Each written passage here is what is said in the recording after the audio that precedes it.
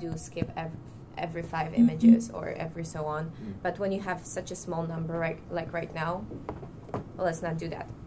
So initially, let's start from the top. Patient's name. Let's verify this is the correct name for the patient. It usually gets pulled up from your CBCT data, and then we're going to go to the anatomy. We're going to talk about maxilla. So we're going to select the arch that we're going to work on. And here in this area, you're going to have adjustment, a view adjustment, how far we're going to go. And here we only have this maxilla case. But one of the things that you want to pay attention is those little letters that you're seeing here in orange and then in green. So it says top, bottom, left, right. If everything is correct, let's leave it this way. If there is, for some reason, sometimes there can be a question mark, that means the software did not recognize the site. So you just click on it and it's going to allow you to select the correct orientation. Same here, upper, lower, top, bottom, anterior, posterior, all over here. And the only other thing is we want to adjust those red lines. You can see that I can move them up and down. That is just simply for ourselves to kind of avoid a lot of slowdown on your computer. Because the bigger the file there is, the more the slower the computer work. So I think we should be good around here. We don't need to go any further. And at this point, we're just gonna click OK. You guys are following so far, right? Right and left click on your mouse. Those are the main things. And then Shift and Control are the other two. And then the space bar. Those are the 5 keys that you're going to be using for the most part. I like to use them. Sean likes to go into the magnification and demagnification things. To me, it's just a lot of it selecting. So what we see here on the right hand side, there's a visualization, the settings and image 3D. Do you guys see this one? This relates to this image only. So what we're gonna do here, and what I did, I highlighted the actual square we're in because I have my cursor on it, and then I push spacebar.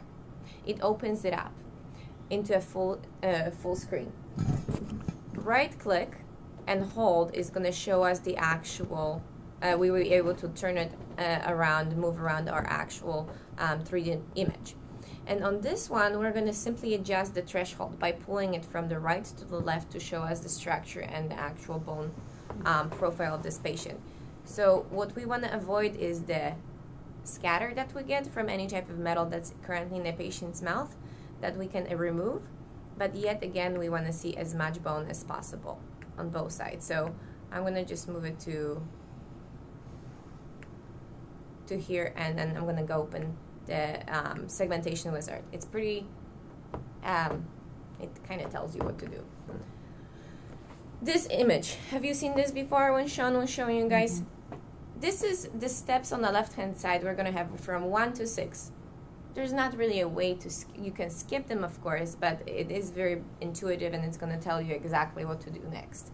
Right here, we're always, anytime we open up an image like this, we are going to leave it as it is. We're not going to change the definition of anatomy. We're simply going to leave it at custom because the computer already calculated for itself that this is the best way for us to go. So what we're going to do now, we don't have any other options. We're going to click next. For here, select an anatomic point, start point. So anatomic start point is going to be an area that we can find the densest bone possible.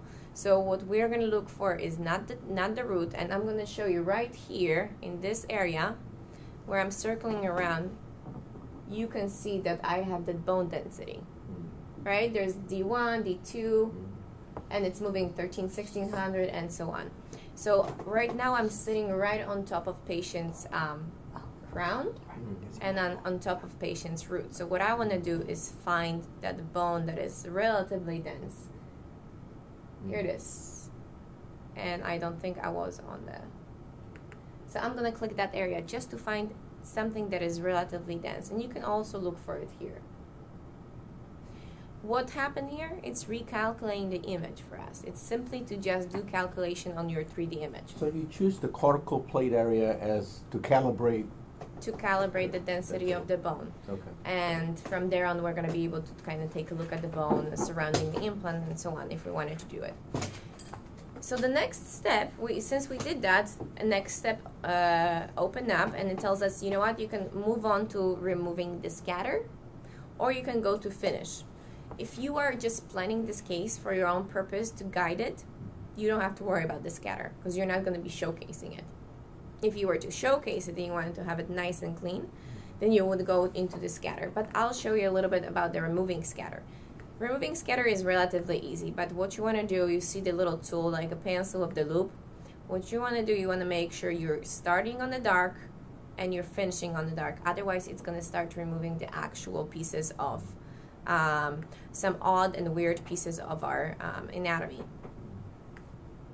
So what I would just say, just kind of like remove a little bit here. The areas we don't really need to worry about. But if you want to go into the detail, you want to go a little bit more specifically, you can play with it all day long. And using control and right click and holding, you can zoom it in and zoom it out.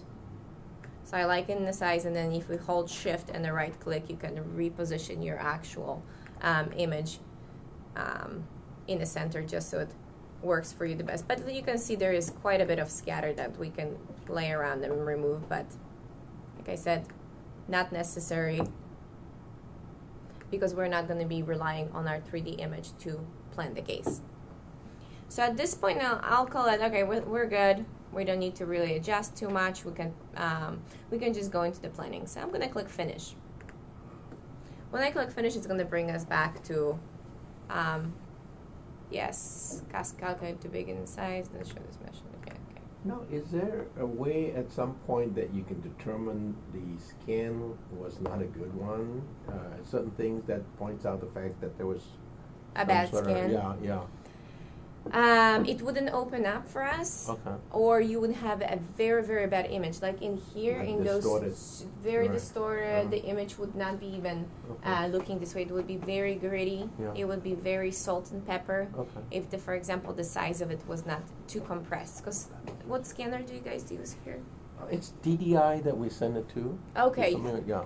So they probably know what they do. Sometimes when they, certain scanners can do it into a compressed file. If they compress the file, we would not be able to make it work. But most of the imaging companies, they actually send you a good quality image, especially if you let them know, hey, we want to do it for Simplant planning, for any type of planning. Right. They know that we'll send out uncompressed file to you guys. So now that we already did our things, we can still see that we have 4 of our little boxes here. And the next thing is, it tells us we have a segmentation, and we can create masks, we can advance or anything like that. We can create multiple masks like I was just cutting it out and changing. Or we can simply go on and start to prepare for planning. For preparing for planning, what we're going to need is a panoramic curve. And you guys will select that, but you can see it also here that we have a panoramic curve right there. If we had a dual scan, which is a scan of a denture with the markers, and the scan of the patient with the denture with the markers, we would start with that dual scan wizard. And the wizard really is very easy, because it simply opens up all the files. It opens up the actual file for you guys, and then I can show you in a second, maybe that's something like that a little later, and it kind of overlays each other, and that's it. So it's pretty self-sufficient. So right now, the first thing we have to do, create a panoramic curve. So I'm going to click on the panoramic curve, and automatically it brings me up into this window. And this window is kind of where you want to be, is somewhere around the middle of the actual teeth, so where you can see the root canals. So we're going to start on the outside, on the black area of the actual screen, and we're going to make a first dot. That's going to be the beginning of our panoramic curve. Then you're going to go through the middle. You can do as many or as little spots and stops as you want. I like to do them on each individual tooth, and then just try and stay within the middle of the ridge. And then to finish it off, double click at the end. And here we have our panoramic curve.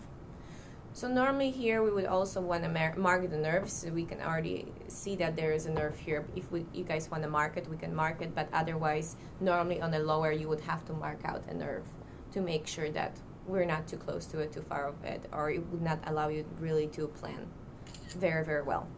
But to create a nerve is simply make dots and start creating a nerve. But we don't have to do that here, so I'm going to unselect that. So when we have this situation in this area, we're done. At this point, in your private offices, you would add a scan, which would be an STL scan of the model. Do you guys have that here? Or do we only have the DICOM data here? We only have this now. Okay.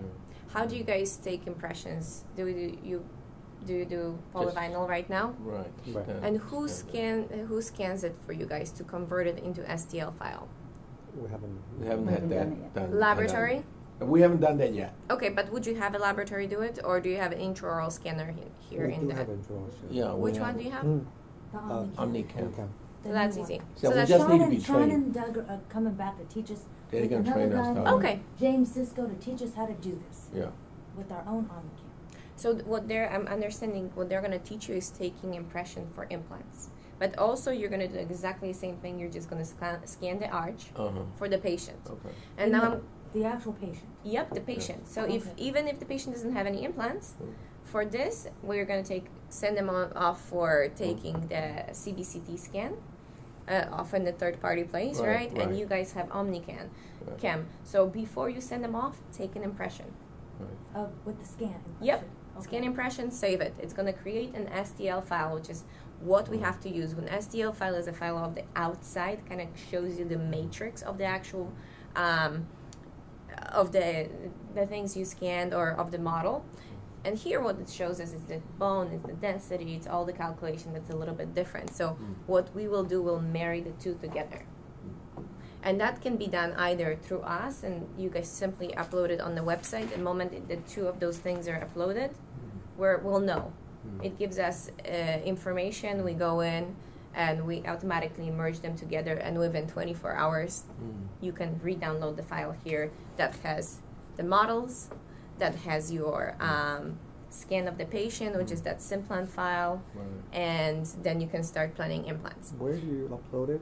To this website? You will upload it to dentalplanet.com. Let me show okay. you. So do we load the DICOM file up there too, or? You could, but then we would charge you for it. Okay. You would upload this file that we just created. So you guys see, it didn't take very long Right. to kind of because the only thing you really need to do is open it up, make sure we're working on the right arch, select the point, create panoramic curve, and this is the end of our file. Then at this point we can click save, and we have this file, and you'll see that this file will show that it has an extension of here. It's gonna be SPR at the end. That's a Simplant specific file, and this is the file you will be uploading to Dental Planet. So okay, let me when I finish, I have to upload the SPR file to Dental Planet. Okay. So it is www.dentalplanet. Okay. So if I upload DICOM, then you guys would do all the markings and stuff then. Okay, got it. We would do the markings, but we would also try and charge you $99 for it. I see. For the 5 minutes, for 3 minutes for somebody that does it all the time. So we have the dentalplanet.com is the website. What you have to do as a institution, you're going to have to register. Okay. It can be registered to specifically the doctor, or it can be registered specifically to the institution. You would have to share a password at that point, if that's the case. I think I might have had maybe I don't. But register now, it's free. Register as a customer. There's of course all sorts of agreements because you guys have to agree about data sharing and HIPAA stuff. So this is all protected. It's not going to be ever in any way accessible for anyone for the HIPAA purposes. HIPAA compliant. It's very HIPAA compliant. Okay, Yes. Right. Before we get to the point of actually able to do our scan in the mouth to marry up with the cone beam, I think Doug had mentioned that we can send a model to get scanned Absolutely. by you guys, right? Mm-hmm. So basically taking a standard impression, and then send it to you guys, and you're going to scan it and get whatever you need out of there. We'll go through the whole case because Mhm. I'm going to register it here right now, and I'll show you how to do that. Okay. Because I believe that that's something that you guys will have to, you will have to have access to before you figure out how to do the STL files. Right, Yeah. got it. And have you set this up at any the like government-based computer that allow us to access this site without restriction? Because there's a lot of security involved. So I know because Yeah. I work with quite a few VAs, and Okay. most of the time, depending on the, you might have a firewalling problem in the first time because you have an IT department that Yeah. keeps track of it. Right. I don't know if you can have access to the IT department to let them know this is where Yeah. you're going to be sharing the Oh, files. yeah. I am sure that initially that the website, the Beam readers, was a problem as well. They just have to allow exceptions, I guess. Right. So we are doing it in Seattle VA, we're doing it in Portland VA, we're doing it in a few other VAs, and I know it involved some of the Okay. advancement from the IT department. So I'm gonna 1.86. I'm gonna just get it done. Select. Okay. Why do they need to know if you're a female or a male? Because when they call you or send you an email, they want to have the correct information. But if you don't want to select it, that's fine as well. All right, this one's in news. Okay. Then it must be news. Let's not worry about that. But at this point here, you guys would be able to upload it to us so we can merge your guys' files. So right now, we want to plan the implant, right? What's the plan? Where are we going to be planning our implant? Because that's the next step. Number 12 is the site. On number 12. Yeah. Well, so this area, right? Mhm. So what we're going to go is to the step number 4. And it's, like I said, it's pretty intuitive. Create or change an implant. I'm going to click that. So what I'm going to do, I'm going to click place an implant. Look what happens. I have a little Simulated square implant, uh-huh. simulated implant that is actually, I'm going to just drop it down here. Clearly it's not in the bone or anywhere close to it. Mhm. But that simulated implant is just simply giving me an idea of a generic implant right over here with our bone, where the bone would be. And then to change that implant, what I will do, I will right click on the implant, and you're going to go down on the drop down to properties. In properties, you'll have this little page open. You guys see it? First thing before anything else I do, I'm going to go in and select the tooth number. So tooth number 12, right on the bottom there. And then I want to specify an implant system that I'll be working with. Which implant systems do you guys work here with? Astra. TX, EV? EV primarily. So let's go and find Astra EV, OsseoSpeed EV. And it opens up images for us, and I'm going to see if I can make it slightly bigger. So you will see here all of the implants. Do you guys have surgical kit here that is for guided surgery? No, not this point. At this Yeah. point, and okay, so we have guided surgery kit for 3 Mhm. sizes, which is going to be 3.6, 4.2, and 4.8. That excludes the 3.0 or 5.4. Why is it that way? Because they wanted to limit the amount of drills. They wanted to limit the amount of, you know, how big of a kit do we need. And somebody in Sweden did the study and decided that, you know, to guide, we're going to be using those sizes. And now you're going on a 5.4. Probably most of the time you will not need to guide the 5.4, but 3.0, when you guys have a very tight space, like lower anteriors, that might be useful. You can still guide it, not with the surgical kit that we have for Astra EV, but you will do it through the universal kit. Something you, when we're checking out with our actual order, you will be able to select that it's going to be universal kit, and it just will require for you guys to get, I think there's 5 different lengths of the drills, and then one of the spoons for the sleeves, and that's it. And it will guide you through all the way to the depth and all the way to the angulation. At that point, you will take off the guide and place an implant. So there is a way to do that, and I want everyone to know, because those are tough implants to sometimes place. So we're talking about fully guided, all the way to the placement. Right, of now the we're implant, talking right? about fully guided with Astra EV. Right, You right. can do Okay. as far as actually having your Placement, implant yeah. placed through the guide.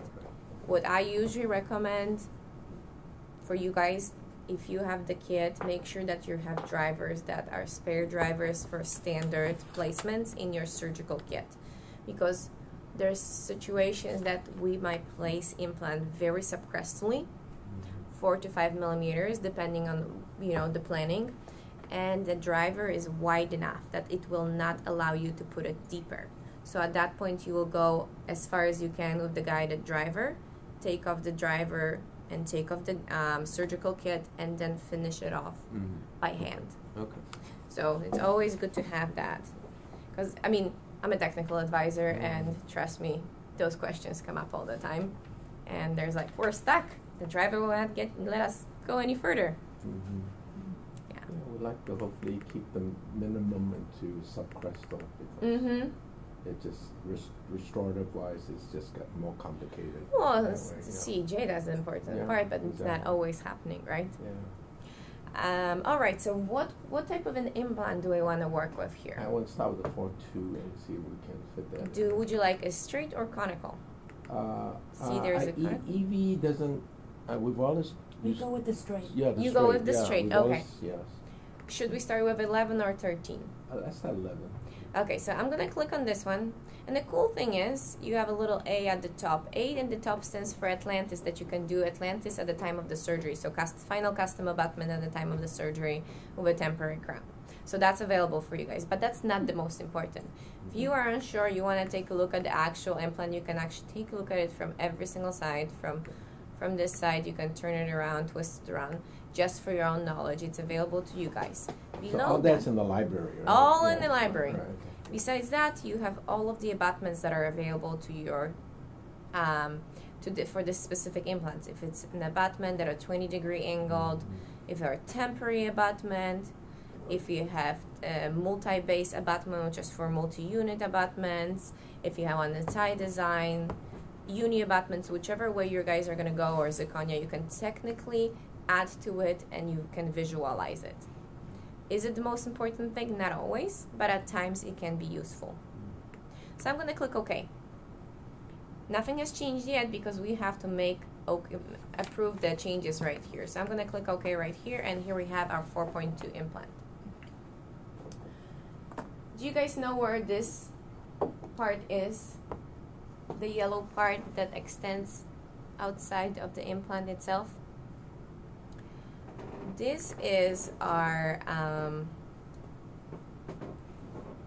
Showing the abutment. yes, we call it the restorative space. Okay. So the restorative space is something that the way the screw itself is gonna be coming in and out. So in a situation when we have our models, and for example a diagnostic wax up, you can visualize it that that screw is going to be coming out through the center of the fossa, and it's not going to come out through the buccal or lingual. I like to use it, and I actually use it in a specific way. When we're doing a full arch case, I like to set that space and that length specifically to a length of 15 millimeters, because that's the minimum space I need for planning a full arch case that is going to be, for example, screw retained. So you can change the length of this, and all of that is in your options and preferences. You can change everything virtually here. So when we're looking at things like, let's see, where is it? Visualization. I have my restorative space length set up to 15 Newton centimeters. You can change it to 20, to 30, to 50, whatever you want. And it's going to be just shining through that far. The next thing, some doctors might not like your implants to be opaque like this. We can change that. So in this bar right here, you'll see that we can change hide implant labels, hide implant center lines, so get rid of that little line that is going through the middle of the implant itself. You can toggle the implant opaque and outline, so you can see the bone around it. I don't know which way is more appealing to you guys. When it's like this, or when you have it in... Better see-through, I think, yeah. It might be better see-through at situations, you're right. So when I have my implant where I kind of know where I want it to be, we can change the angulation on both sides. Toggle off apically. We can toggle. We can change and rotate the implant from the top of it. Do you see the little rectangle right now next to the cursor? Teeny tiny white one. Mm-hmm. When we have that, we can bodily move the implant. If we have, for example, this is not going to do very much to us. If we have the little arrows, can you see the arrows going right and left? That means it's going to allow us to actually move the angle of the implant itself. Are you actually clicking or? I'm clicking, left clicking, so left clicking. I'll actually let you do that in a second. See this one?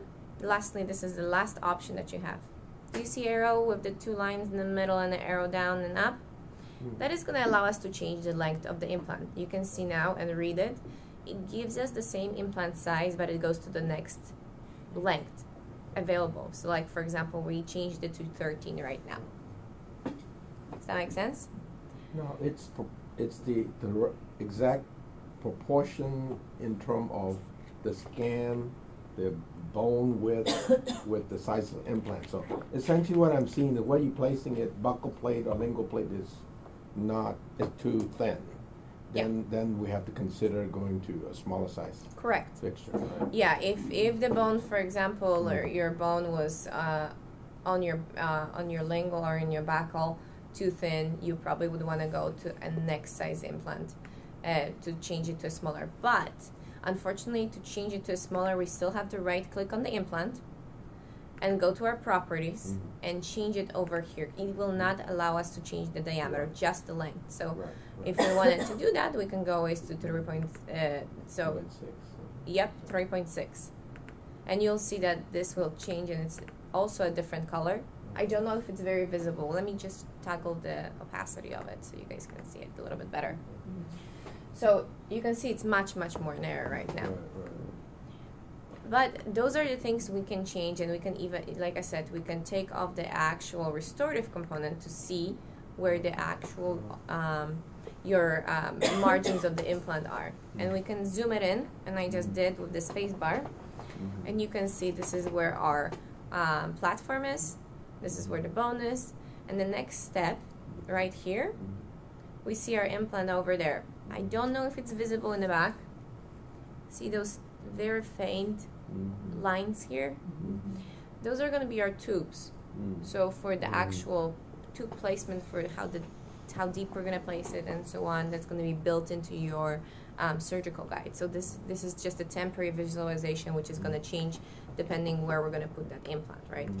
So yes. if you feel like you reduce the size, then you can lengthen the implant if there is room for it. Right. So you could go, this is a 13, we could go to 15, for example, right now. Or you can make it shorter, depending on what you need. I mean, generally speaking, 13 is probably more than you need on average. All right, so this is the window, but next thing, before we go anywhere else, so I started, put an implant in here, right, in a panel. Then I went to the view right above, just to kind of position it within the ridge.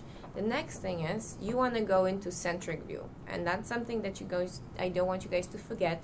It's a right top corner. You're going to open the implant centric image. I'm going to zoom in on it so you can see it better. And what it shows us is a 360 degrees of what happens around the implant. So we can see the roots, we can see the artifacts, anything else that is inside of that implant. And it goes in 20-degree increments. So it's going to move very, very slowly as you scroll through it.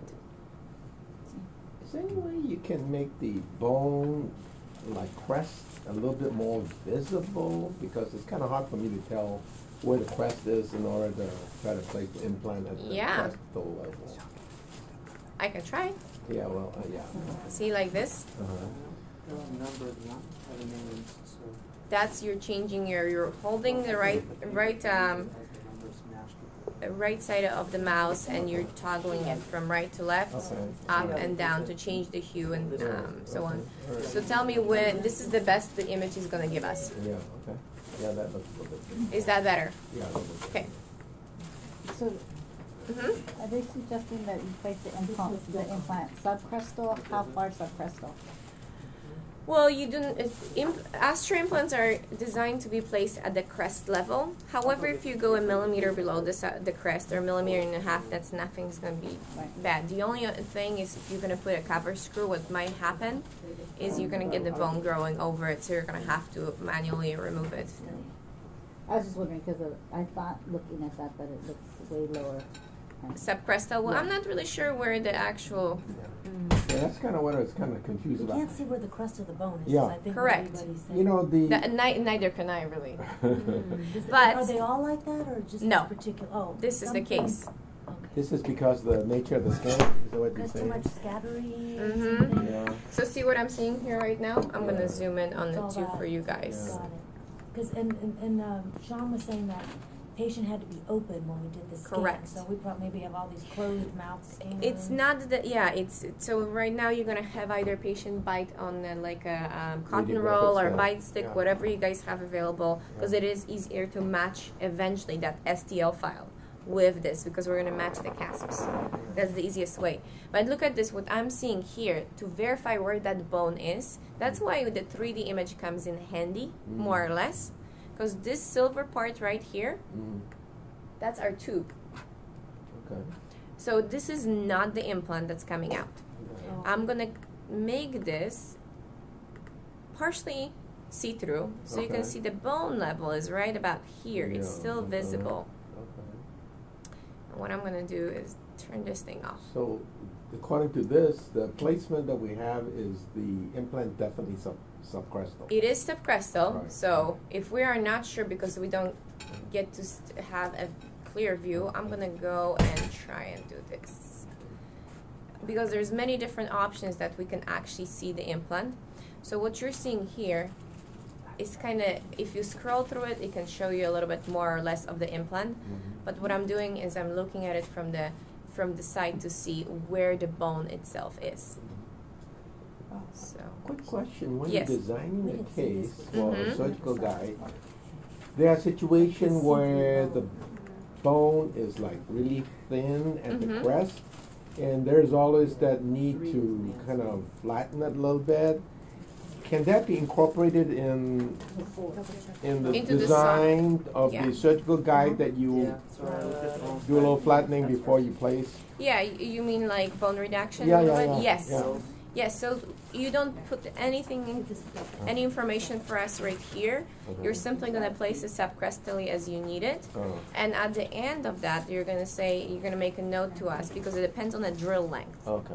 And you're going to make a note to us, we're going to be doing just a bone reduction, about 3 to 4 millimeters. After placement, then you reduce it a little bit in order to get Correct. closer to the crestal. Mm-hmm. Okay. Yep. So this is what we are seeing. Let me see. So with the soft tissue is on the other website though. That's where you marry them, right? Mm-hmm. So over here I can't really see still with it. So we just have to. So yeah, we don't have it. We're kind of guessing. We're putting the implant in the bone regardless. Right. So it doesn't really matter. Okay. But we can technically, if you guys see this view, we can change the actual position of that implant. We can bring it down slightly, like right around, I think here. If we please put it here, and I'm gonna turn off the view I have right now, we can see that we have a little bit of a fenestration right around here, around the Right. Okay. around this area. Either one's fine. Are you sure? Yeah, I'm cool. We got two for you. Oh, well. So it's showing you right now that the blue is the fenestration that's currently visible for you guys. So this is the part that I want to make sure that you guys are seeing. If you don't see it in this image, exactly what that bone is, you might be lock here to go in here, and you can turn on or off the fenestration option, which is right here, Oh. and it's just simply showing you the threads. So what it's going to do, it's going to simply highlight the area that is sticking outside of the bone. So what I would do here, unless we want to guide and we want to graft a little bit, just move the implant slightly higher up. And even if I did that here, I would never leave the implant like that. I would go back to this view, make sure actually everything is looking correctly on this side, and then the next part would be going back to this view, to the panoramic view, and seeing where that implant is positioned. You right? Yeah. Are you Still recording? working? So let's say, okay, this implant is fine. We probably want to angle it slightly to the different way. Like want to position it maybe a little bit more this way. Reposition it here, so it's actually coming out the right way for the patient. And we can obviously move it to the right and left depending on what we need. But what you will do is you still will go to that centric. When you are in the centric, any type of changes you make, you put it deeper, closer, more to the right, more to the left, you still want to go through the centric and make sure that it's not in the way of any type of sinus, it's not in the way of the roots, not in any other way. If you see that something is incorrect for you, just re-angle it slightly, reposition it slightly, and then keep scrolling. And looking if this is, you know, looking the right way for you. Once we got at 360 degrees in a circle, we're going to get out of this view. We're going to go to the cross-section slice again. And we're going to look at it here. On our panoramic curve. That's the one we're going to go into. So this view is showing us, are we in a sinus? Are we close to being in a sinus? Are we going into the cortical bone? Are we right next to the root?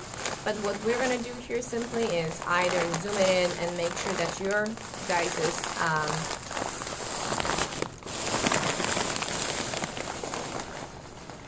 guys' implant is sitting in the bone and has enough bone on both sides. So simply scroll through it. Right now we're going to, there's the apex of the implant. This is, we're seeing the final threads. It's pretty close to our sinus, but it's not quite in there. That's a This is the 15 sinus on the millimeter, bottom. right? Isn't that what we end up? Yeah. We ended up going with 13 right 13, now. okay. So we certainly can go shorter if we. You keep could, close but to 10, we so. are still, we're on the safe side here, because look at this. Nowhere our implant is penetrating the actual sinus wall. So this is the end of our implant right here. Okay. So let's scroll again and go to the very, very top of it. So we're looking at it. We're looking at it, making sure it is still within the bone. So if you, at the point where you got everything centered in the right place, is that an option to say, well, I've got plenty of bone, I can go back to a 4-2, which Yes. technically will be preferred on the bicuspid area, because Absolutely. 3-6 is definitely undersized, and we're gonna have to make crown small. So Yep. Yes, we can, and we can go back to it, and I'll show you guys right here in a second. See this? This is showing us now we're actually at the connection, the conical connection part, because it's hollow on the inside. And what are we getting here? What was the yellow thing? Restorative component. So once we get to the restorative component, we really don't have to worry about where the bone is. But we can see that this bone is missing, partially here. right. Okay. So that definitely is not an ideal.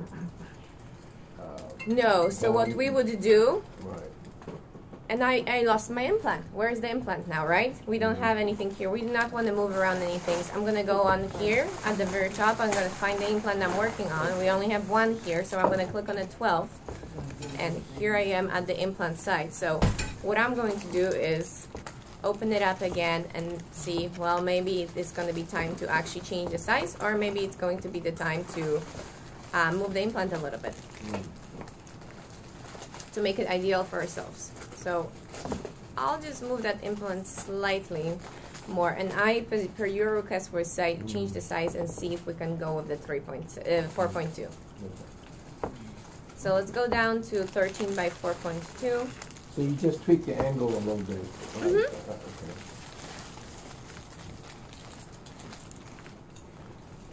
And what do we have here? It's not bad. No, that's good. What I'm going to do here now, I'm going to go to the centric because this is the view that shows me within 360 degrees. Okay. So through scrolling through it, there's some sort of fenestration there. We're seeing that we're relatively low here on this side, but I don't want to make any changes quite yet.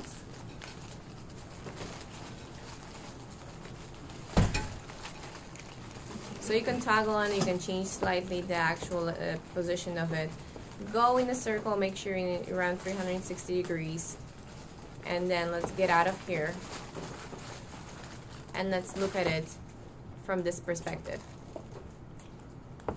So by scrolling down, we can see we might have to do some bone grafting, possibly here. But maybe not as much, but just a teeny tiny right at the top threads of the implant itself. And then you can scroll down, make sure that everything is within the bone. This is just to verify and that we're not going to sinus. So this is looking good. So the last view is going to be here. We're looking at how much grafting, right? So we're going to have to do probably a little bit of the grafting, or we can move the implant subcrestally slightly. If we moved it subcrestally, we'll do it again. We'll take a look here and make sure that we are okay all around the implant.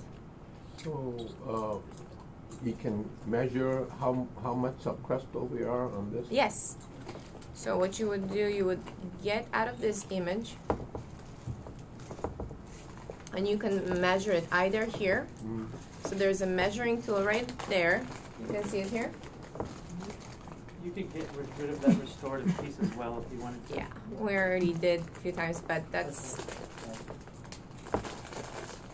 pretty much where the crest of the bone is, the crest of the implant is here, and then we're gonna have right around here. So about 1 millimeter and 1.8 millimeters subcrestally currently on the long line. Can I make a suggestion?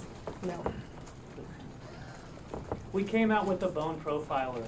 So basically there's a pin. Once you've done the surgery, there's a the pin sits on the inside of the implant and it'll profile, it has cutting edges, and it'll profile that piece. So whatever part is maybe the 1.8, you can actually create an emergence profile in the bone.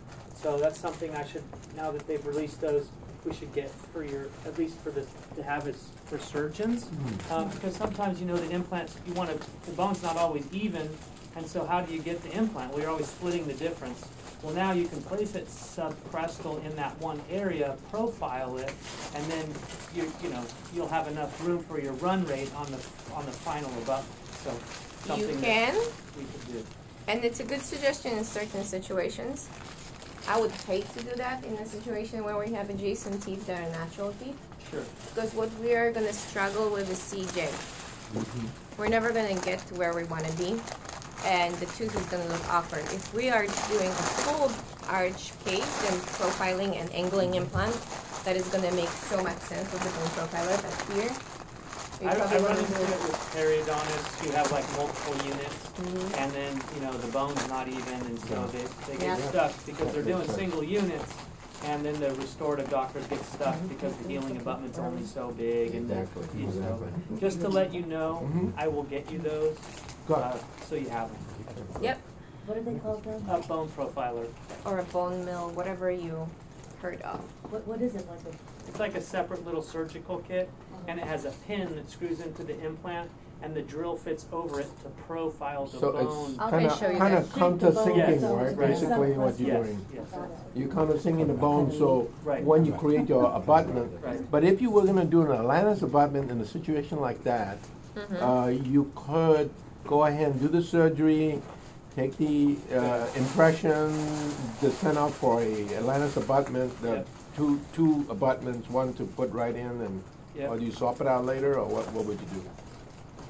To swap out the abutment, Yeah, or I mean, like, how soon do you have to put the abutment in, because the abutment's not gonna be there, or do you create the abutment right at the time that you design the surgical guide, and you have you the can do abutment that in? too. There's a cool new product they released 3 weeks ago at the Aimless. and it has custom healing abutments Uh-huh. that match your final abutments. Well. So that would be something we could talk about Mhm. at a later time as well. Yep. Okay. So we want, in this situation, we don't have very much of an option where we're going to put that implant, right? Because